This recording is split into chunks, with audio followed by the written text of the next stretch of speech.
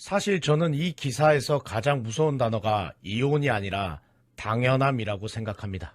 희생이 당연해지고 참는 게 당연해지고 돈 보내는 게 당연해지고 감사조차 사라지는 순간 그 관계는 이미 끝난 겁니다. 여러분, 10년 동안 가족을 위해 무려 8억을 송금한 가장이 있습니다.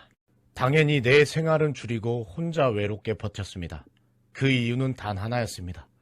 가족이기 때문이죠.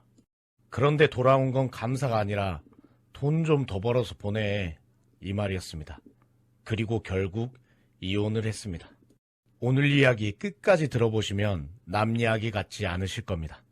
특히 가정을 책임지는 가장, 그리고 현장직 아버지들에겐 더욱더 그렇습니다. 안녕하세요, 현장아재입니다. 오늘은 10년 동안 기러기 아빠로 살다가 결국 이혼을 결심한 한 남성의 현실을 통해 도대체 왜 가정에 충실한 남자가 ATM 기계가 되어버리는지 현실적으로 이야기해 보겠습니다. 오늘도 기사 내용 함께 보고 가시죠. 50대 가장 A씨, 아내와 딸이 미국으로 유학을 떠났습니다.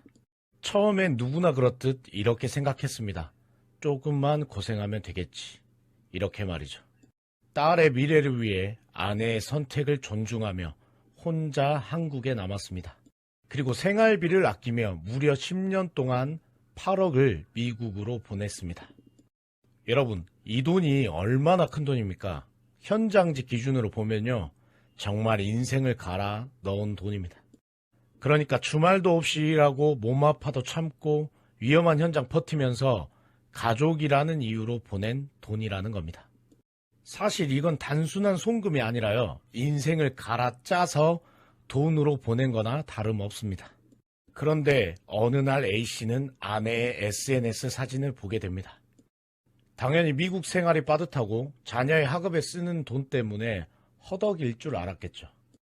근데 SNS 보니까 미국에서 너무나 여유롭고 호화롭게 지내는 모습을 본 겁니다. 그리고 그 순간 무너졌다고 합니다. 그리고 더 충격적인 건 딸이 대학에 진학한 이후에도 아내는 귀국하지 않았습니다. 오히려 이렇게 말했죠. 퇴직할 때까지 계속 돈을 벌어서 좀 보내. 여기서 많은 가장들이 숨이 턱 막혔을 겁니다. 가족이 아니라 돈을 버는 기계. 그 표현이 왜 나왔는지 너무 선명해지기 때문입니다. 이 이야기가 유독 현장직 아버지들에게 크게 와닿는 이유가 있습니다. 우리는 익숙하기 때문이죠. 내 몸보다 가족 먼저, 내 삶보다 책임 먼저. 아파도 출근하고 비와도 일하고 명절에도 쉬지 못합니다. 왜 그럴까요? 그건 바로 한 아내의 남편이자 아이들의 아빠이기 때문입니다.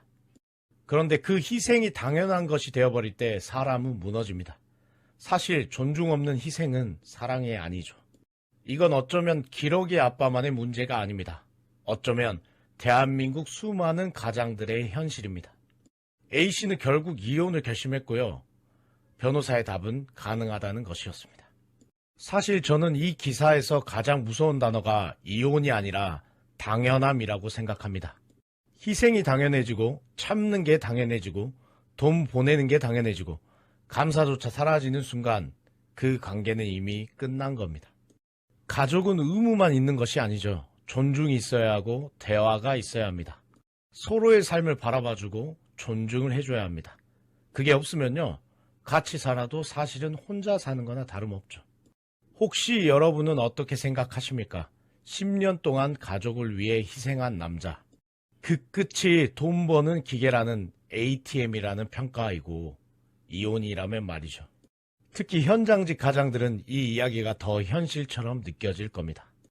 댓글로 여러분 생각을 꼭 남겨주시기 바랍니다. 여러분의 이야기가 또 다른 누군가를 살릴 수도 있습니다.